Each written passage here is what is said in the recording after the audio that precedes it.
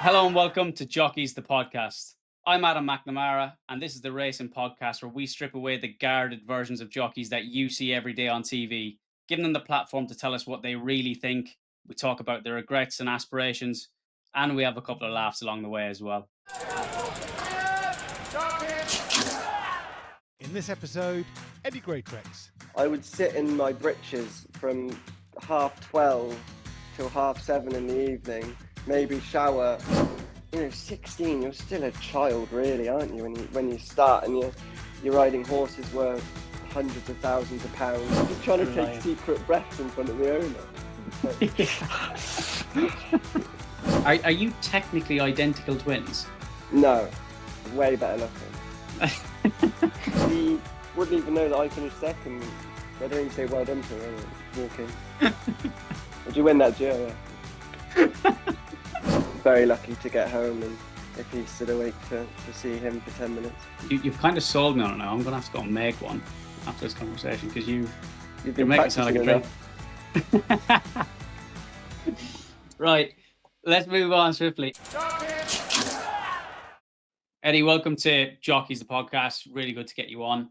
I want to start how I do basically every episode with outsider racing, because we can come on to your racing career in a bit and there's plenty to talk about, but I want to start with outsider racing. So what does Eddy Greatrex's typical day look like when he's not in the saddle, when you get a bit of time away from racing? What are you getting up to? What are you doing? Yeah, first of all, thanks for having me. Nice to see you. I'm pretty easily pleased these days, really. I've got a very young baby, and he keeps me occupied most of the time, to be honest. And obviously Tom, my twin, we go and play golf now and then. And to be honest, if I'm not racing most of the time, but especially this time of year, I just want to chill out, really. And I'm a very good napper and series watcher, to be honest. I want to touch on two things there. The golf, secondly, but firstly, having a young baby. We had Harry Burns on a couple episodes back, and he's in kind of similar position to you with a little one. I feel like I'm still at the age where one of my friends tells me they've got a baby on the way, and I'm like, oh, your mum's going to kill you. Do you know what I mean? Like, I feel like I'm still like too young to be having friends who are having kids. But for you, is obviously it's a massive change. But can you talk us through what changed for you when your son was born, especially in terms of your career? Like, is there a different feeling? Is there a different motivation for you now? Yeah, 100%. I think it's certainly a lot easier to deal with pressure and to deal the day to day, because you've just got this beautiful little thing when you get home. Most of the time I can't wait to get back to him. So you forget the day. I can leave the races at the races, and my fiance will probably say completely different to that. But no, it's special. Like it's a feeling I suppose, well, I have never had before, and I'm very lucky to have. Not many, not everyone gets to experience it, and I'm very lucky. And like I say, I can switch off from racing completely. I'm definitely a lot more driven because, I've almost got to provide now, and that's the feeling I get, and it gives me. So nothing but motivation, really, and no, very lucky. Tell me about, I want to get into the specifics of that feeling of having a child. Can you explain like the actual emotions that you go through throughout the sort of labor process to having the child arrive? Can you tell us what that feels like, or what it felt like for you personally? Trying to stay conscious was the main one.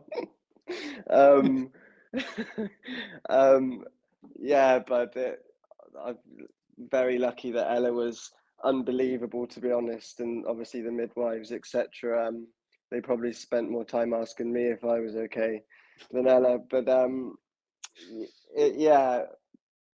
if I'm genuinely honest, it was just trying to get her through, and she's very brave and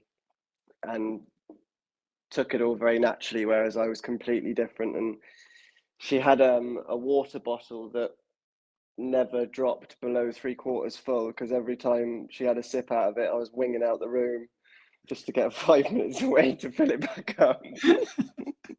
so yeah, I got a bit of a telling off after for that, but yeah, just to be honest, it amazing when you see him for the first time, and that bond between mother and baby is incredible. And yeah, I suppose it spun my life completely. And you always think that it's obviously going to change you, but you just don't know how. Like I certainly haven't grown up anymore, but um, yeah, it just puts things into perspective. And like I say, I've got more motivation to work harder, and just to make, for his future and whatever else. So I suppose there is that element of it, yeah. When you say it changes you in ways you didn't expect, can you give us an example of a change that's happened to you since that you never would have thought about, or something that surprised you? Um, Probably emotionally, as in feel like I've become a lot softer, a lot more open. But I don't know whether that's because he just brings it out of me. I don't know, but yeah, I suppose that side of it. And um, yeah, to be honest, you sort of you change, the narrative changes on your life, as in what you what you want to do, and you know what you want to accomplish, just because you want him to grow up and be proud. And whereas before, I was sort of doing not everything off a whim, but I was, you know it was all for me, whereas I feel like I'm doing it for someone now. So you become selfless in a way, as opposed to kind of a selfish kind of tunnel vision jockey, I suppose. Yeah, and that is probably one of my negative character traits. I am a pretty selfish person, as in when it comes to racing, maybe not in life in general, but I I, I suppose you have to be in some sense. But I would. It's all about me. It's all about me with the racing, and because it's not really you're the only one out there. It's not a team sport, so I suppose you have to have a certain element of that. And but now I suppose it's, yeah, I don't know. Just like I said, I'm a lot more driven, and yeah, just very lucky to get home, and if he's still awake, to see him for 10 minutes. You've kind of sold me on it now. I'm gonna have to go and make one after this conversation, because You've you're been making it sound like practicing a enough. dream. Right, let's move on swiftly. We had a lovely period during COVID where everything was kind of shut down. We were still allowed to ride out, but there was no racing. And I just remember every day we were quite lucky in a sense that the modern warfare and sort of battle royale part of Call of Duty dropped at like the same time. So it was a like wonderful coincidence. But I remember spending pretty much every day of lockdown. As soon as I got in from riding out, couple hours on Call of Duty with the lads, maybe have dinner and then back on it at night. And there was a group of, I think, must have been 15 or 20 of us in the group chat. So there was always someone to play with. And it kind of sounds silly because it was such a strange time in the world, but that was some of the best days I've had, was just being on Call of Duty with the likes of you and Tom and whoever else, just having a laugh. And we were all completely useless, but we had so much fun. I think it's a real pity that that kind of died out a little bit. Oh, mate, I was thinking about it the other day. I was actually speaking about it with Tom, and it was literally, I would sit in my britches from 12:30 till 7:30 in the evening, maybe shower, quick shower, and straight back on. The game would still be running. Oh, brilliant. I don't know why we sort of all broke off that, I suppose, when the world opened up again. But God, that was great fun, wasn't it? If you look at it from a different angle, it was probably good for all of us, because Yeah. otherwise we were sat at home alone, and probably talking to no one and watching a series. And I think the gaming side of it probably helped a lot of young lads in their late teens, 20s, because you can imagine, especially in racing, we move away from home so young. Although I've never moved too far away, obviously, from where my family's based, but you're still living in a house on your own.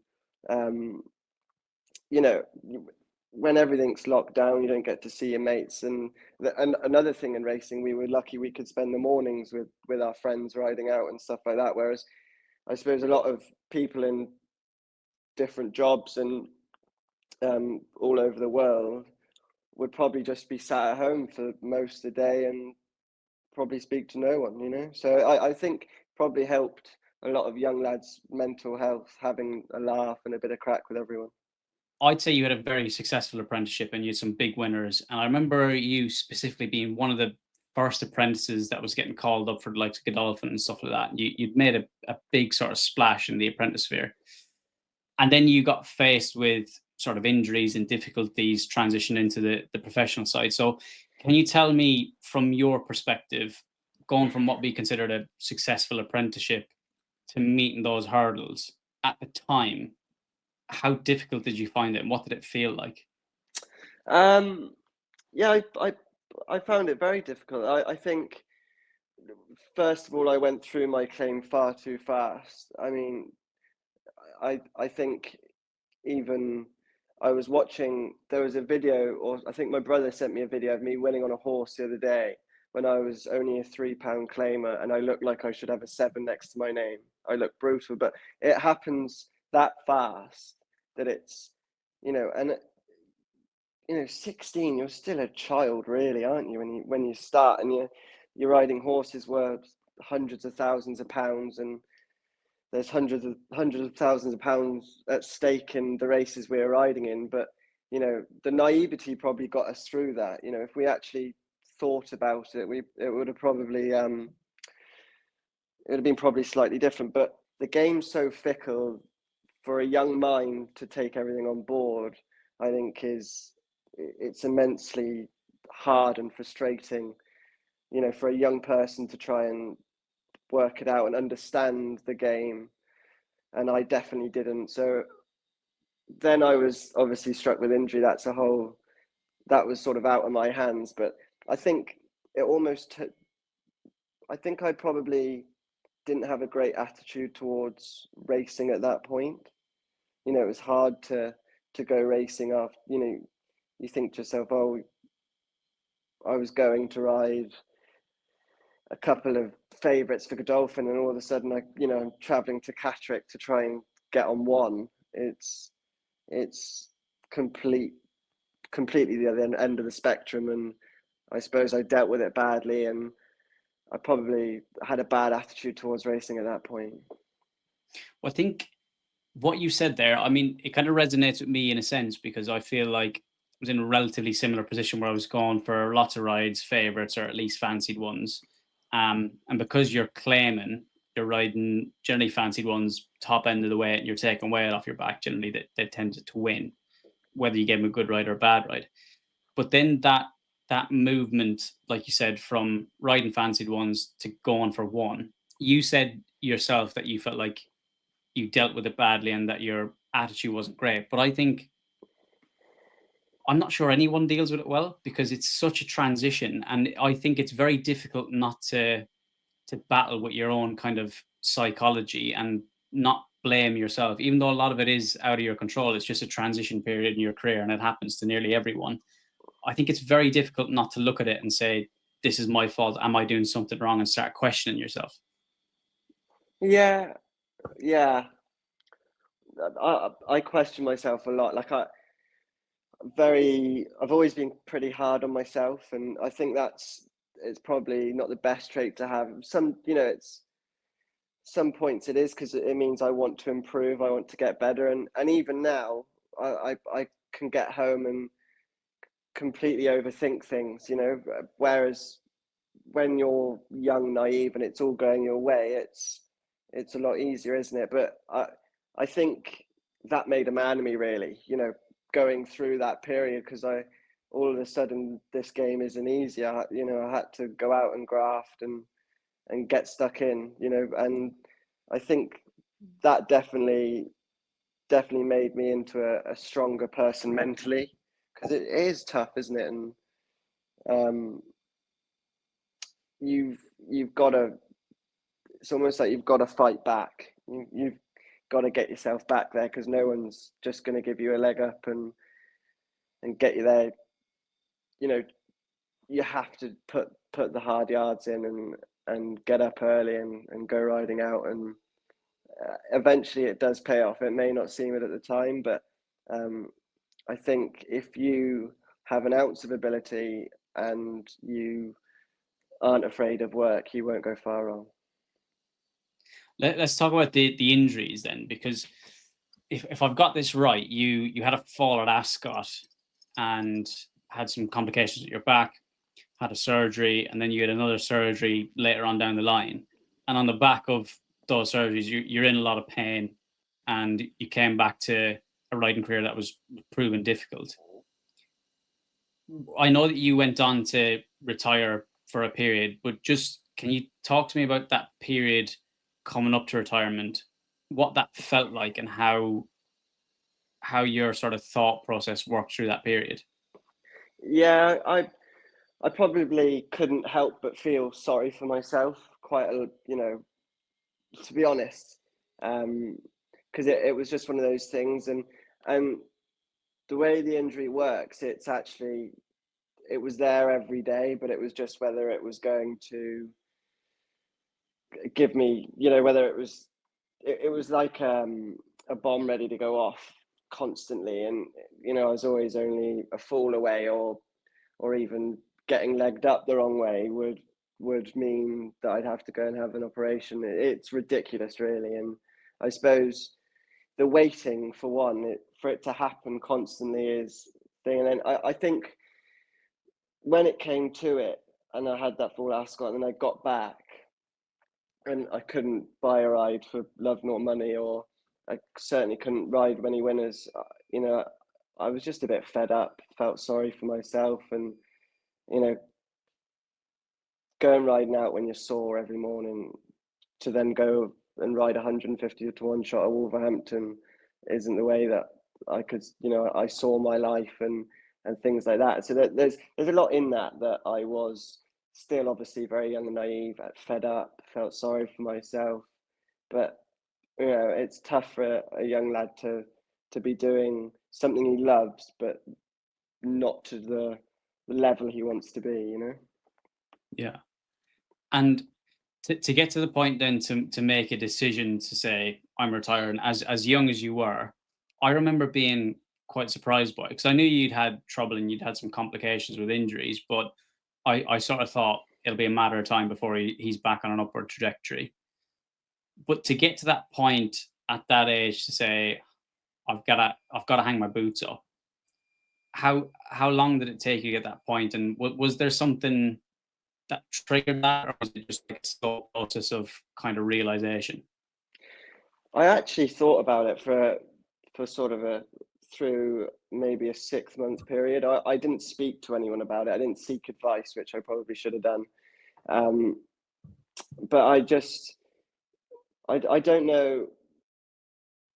It was when you stopped riding, but it came to a point with me where I was, you hear people say, it's quite cliche, I woke up and made a decision, but I thought about it for a long time, and I actually did wake up and ride. I think I was going to Lingfield to ride for Eve, and I was in bits, to be honest, in the morning, and I was like, I'm done. I'm done. And I've been thinking about it for a long time. And, I think as well, when you're in that frame of mind, if I was to have a fall the next day or something, and it was to be, touch wood, never happens, but, life threatening or something, then, how silly would I have been to do it if I was feeling that way? So I thought it was the right thing to do at the time. And to be honest, the 3 years I had away from racing was a massive learning curve. I probably grew up a great deal. And the main thing is I fell back in love with racing. And it literally just started from riding a little bit of work here and there, and starting to ride a few nice horses. And that's all it takes. It's, like I say, it's the most fickle game in the world, but it is the best game in the world if it's going your way. What was it for you? Was there a specific horse, or was there a moment where you're like, I need this back in my life? Not really, no. I went over to Ella, my fiance, was working at Richard Hannon's at the time, and I went over one morning and I was staying over there, so I said I'd ride a couple in the morning, and I don't think it was even like a gallop morning as such or anything like that. I just rode a couple on the grass, over 7 furlongs, and I just remember thinking like I was getting that feeling back of when you're 16 or 15 or 14 and whatever, when you get to the top of the gallop and you feel like smiling, which hadn't happened for years, I suppose. And it took me a while to get my license back, so I had a lot of time to think, and not once did I think it was a bad idea. And I suppose the more I was riding out and the more I spoke to everyone around me, and I'm very lucky with the people that, my family and everything, they just want me to do whatever, whether I worked in a supermarket or whatever, as long as I enjoyed what I was doing, they were more than happy to support me, and they've always been like that. So in that regard, I'm very lucky, and I think it was quite an easy transition back into it, and I didn't know coming back, I didn't really know what to expect, sort of how it would go, or if I get going at all, to be honest. But like I said, I had great support from various trainers and owners, and we're back at it. And you had a sort of a fairy tale return. And I remember obviously hearing the news that you were coming back and keeping an eye out for it. And I saw your first ride back was 125 to 1.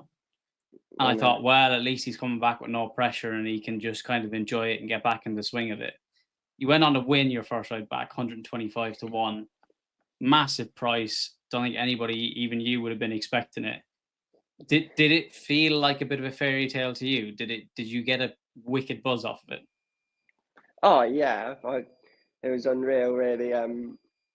Yeah, I just thought it would be a good place to start. Very kind of John Jenkins to let me ride his horse in the first place. I hadn't ridden for 3 years, and for him just to pop me up on one was really nice of him. And I just thought, to be honest, it had no form whatsoever. I don't think it'd ever beaten another rival, and I just thought it would be I don't think it was that far the race either, because I know I'd blow up, and I just didn't want to make a fool out of myself on the first ride back. So yeah, I couldn't believe it kept going. I still blew up, to be fair, but yeah, it was a great buzz, and that certainly ignited the passion back. And yeah, it was a good day, that. When you talk about blowing up, I just want to talk about that for a minute, because I think there's a bit of a misconception generally from people outside racing that like the horse does all the work, but I know, I think you know, that fitness is a massive part of it. Did you feel did it take you a long time to get back up to sort of race and fitness? Yeah, probably a year. No, I'd say it took me 50 rides until I felt okay.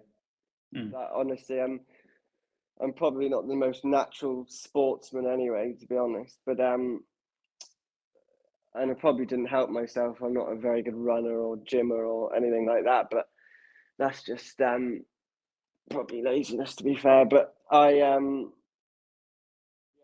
was struggling to speak. I got interviewed after it, and I just, please don't come towards me now. I was thinking, please just let me walk in there and lay down. And he potted over with a microphone. I couldn't feel my legs. I was thinking, oh God, here we go. But no, I honestly, it probably took me 50 rides before I actually felt fully fit. So I got tempted out of retirement for a one-off for the Ledger Legends, which was a shock in the sense that I'm definitely not legend, but obviously they've lowered the bar for whatever reason. Must have been really stuck for numbers. And I rode one for Craig Lister, and luckily it was an absolute bus. Like pony down to start, pinged the lids, made the run, and went far too quick. But it was also when it got to the point of pulling up, I was fine during the race, and then it got to pulling up and realized I hadn't really been breathing, and it didn't want to pull up, so I went around Doncaster for another 3 furlongs, and it got to the point I thought I'm going to fall off this, like I'm actually going to collapse and fall off it, and I had to walk it back most of the way because I was like, if this starts cantering again, I'm going to collapse. So I think and I wouldn't have been unfit at the time, if that makes sense. I felt like I'd been in the gym doing bits, and I wasn't like, lazing around eating chocolate. But I think the disparity between how fit people think you are versus how fit you actually have to be, like race fitness, like I said, 50 rides to me sounds about right before you're at that peak level of fitness where you're not feeling like you want to pass out every time you ride. Yeah, and trying to avoid owners after the race when you come back in because you can't get your breath. Like I've learned to let horses that first 50 rides gallop out as long as they possibly could, just so I could get a breather in, to be honest. But I don't think there's anything other than maybe like the equicizer that you can like replicate race riding fitness wise. Maybe cycling. A lot of lads like Tom Marquand and a few of them lads say that can be quite good for your breathing and whatever else. But I don't know. It's a completely different feeling. I think lads could run around a football pitch for 90 minutes riding a 2-minute horse race and just be knackered. It's a completely different. I don't know. It's different. That bit you said about the owners, I hadn't thought about this in a long time, but I do think, and I think it will happen to everyone at different points. There's one I remember riding around Chepstow that was a mile and a half, horrible keen. Basically ran away with me. I think finished third, like pushed as hard as I could. I remember getting back in and like physically not being able to speak. And obviously they're asking you questions. They want to know, did it like the ground? Did it travel okay? Where should we go next? And like physically actually getting words out when you're trying, and you're also trying to make it look like you're not struggling to breathe because you don't want them to think you're unfit. I think it's one of the most hardest things about races, getting back in there and trying to breathe while you're talking to people. I don't think people talk about this enough. Like I was saying it to the lads the other day, and they were all like, "No, it doesn't happen to me." Surely. Yeah, they're lying. Just trying to take secret breaths in front of the owner. It's like.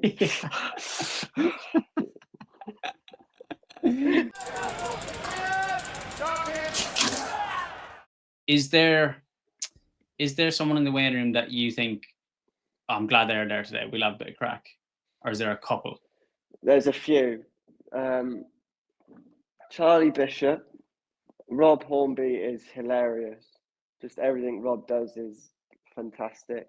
Probert, Dave Probert, just all that sort of the people that were, riding when I started, and that we've always, we've been good friends for probably over 10 years now. So I suppose especially when you get Charlie and Rob together, they bounce off each other well. And yeah, there's like I say, there's so many characters in there, and it's funny. O'Sheen, he's funny. There's loads of lads that would you'd have a chuckle with and could take the piss out of and have a bit of crack.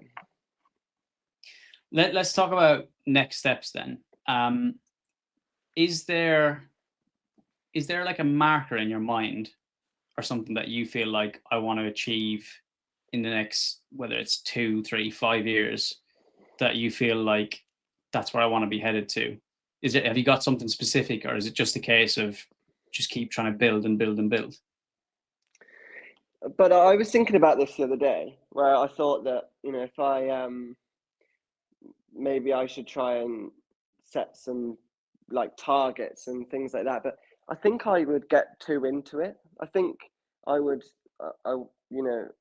because at the start of the year, I thought if I could ride 50 winners this year would be, it's a nice target. I was thinking about having a target, but I started really bad. Like well, not really bad, but it was slow, sort of early on in the year. And then I was just searching my name every day to see how many rides I'd had that month, how many winners I'd have that, like, just completely took it out of proportion. And then I just thought, right, I'm just going to scrap this and just go with the flow. And then I think the last couple of weeks, I've got myself ahead of where I need to be for that target. But I try not to think about it. It was probably the worst thing I did was think about it, because I'm a lot better and I just ride on feel. And I'm, like I say, I'm not the brightest. So when I start looking at numbers and everything else, I just try and focus on riding horses around the field, to be honest. I think it can get very easy to firstly bog yourself down on numbers, but then secondly to like compare numbers, especially if you're comparing against yourself. Say last year you've had a good year, and like say if you start slowly, you can very easily get into like a negative sort of mindset and start thinking things are going worse than they are. Especially, I think strike rate's the worst one, because it's very much out of your control a lot of time, and the stuff that is in your control again is maybe 1 or 2%. But if you looked at it, say from 17% down to 12, you might have had more rides, better quality horses, and be building better relationships. But if you bog down on that 5%, you could very easily kind of flick your mind to a place where it shouldn't be. Oh, definitely, definitely. And I'm a complete baby. Like, I sulk, and like I just get myself in an awful mess for no reason. So I'm best off just not looking at it at all. And like I say, just going racing and trying to do with the best with what I'm given of that day, and go from there. Really, honestly, I don't even know why I did that. That's probably why I had a slow start to the year, looking at Racing Yeah. Post every 4 minutes. Let's talk about like longer term in the future then, because there was a point, I think it was when you retired, that you said long term training is kind of the goal. Obviously, your dad's a trainer, your brother's a jockey, very much within the sort of racing world. Is it still an aspiration for you, or has that changed? Do you still look long term at training? Is that something that interests you? Yeah, definitely. It wouldn't be probably for financial benefit, but I love horses. I love horse racing, and I've always took a massive interest in things like that. I love asking questions to my father. I go into Jack Shannon's a few times a week. I'm always sort of picking their brain just about what they would do with a certain horse. You know, if, like this morning, for instance, I asked Jack about a horse of Dad's. I haven't even spoke to Dad about it, but I just trying to think ahead and pick everyone's brains about picking races. And I'm really interested in their routines and the way trainers do different things. So it's always I've always gravitated towards that. And like I think it could be. I'm very lucky that Dad trains. Not many people get that sort of not leg up, but I think there could be a stage where, if I wanted to be assistant trainer in 20 years' time, I probably could. But I've always really liked that side of horse racing. And obviously my stepmother Tess buys. She's a bloodstock agent, and I've got really into that the past sort of 5 years of trying to work out pedigrees and looking at different pages and stallions, etc. So I don't know. I am a bit of I do get very into my pedigrees and things like that. I do my homework, and yeah, it just excites me, really. Yeah. And talk to me a little bit about the relationship with your dad, because obviously you've got a kind of a working jockey trainer relationship aside from your father son relationship. Like for me, if my dad was training, I think we'd broadly speaking get on very well, but I think we'd have very much a difference of opinion on some stuff, and I could potentially get heated at certain points. Is it like that with your dad, or do you very much kind of let him do the training, you do the riding, and are you fairly comfortable with that sort of relationship, or are there disagreements and difference of opinion? Never really a difference of opinion, to be fair. It's quite, Dad's very relaxed, pretty laid back when it comes to training. So I think I am horrific when I ride for him because I'll moan, or I think I I don't know whether I just want to do so well for dad and things like that. So I trying to learn to sort of compartmentalize that and just be a jockey. Do you know what I mean? And just ride the horse. But I think dad's brilliant to ride for, and he's doing amazingly well with the flat horses. So I can't knock him at all. And like I say, Jim and Claire, who actually own the yard, have a load of horses there. So they've supported the family, as it were. Anyway, so it's a real nice vibe, and no, just hoping we can have a bit more success. And no, he is really good to me because I can be stroppy after races if I think I've done something wrong, and he handles me well and just tells me to stop being an idiot and get on with it. I want to talk about Tom really briefly as well, just mainly because I know him quite so well because he spent a bit of time with me at Roger Charlton's when we were both apprentice. I do remember. Are you technically identical twins? No, because I think way better looking. I remember one of the first times I met Tom. Obviously, he originally rode over jumps and then moved to the flat. And I remember walking into Wolverhampton and going, "Oh, there's Eddie," and I was like, "All right." And he kind of looked at me and was like, "You all right?" And I was like, "Eddie's in a fucking mood today. What's all this about?" Lo and behold, I looked at the race card. It was Tom. Obviously, I got to know him quite well then over the next couple of years when he moved to Charlton's. And I think, obviously, now I can tell you apart very well. And that's why I asked the question, are you identical twins? Because I'm not sure technically you were. But also, there are similarities in your personality, but also big differences. But what's it like kind of sharing a similar sort of career path with your twin and spending that time in the weighing room? Yeah, really cool actually. Like he whereas I'm very headstrong and I'm sort of 0 to 100 in 2 seconds. Tom is, you know him as well as I do, how laid back he is, and he just he's asleep most of the time, so he takes everything a lot better than I do. And it's cool though, because I suppose not many brothers, especially twins, get to ride against each other and compete against each other. But like he's very good. He's such a good rider, and it's a bit upsetting he doesn't get more support than he does. But I think he is very good. There's a lot worse than him out there. I know that, and hopefully that he can just get a few opportunities. You know what it's like. That's all it takes, and get back going. And but he's certainly got the ability and quality to do that. It's just getting the chances.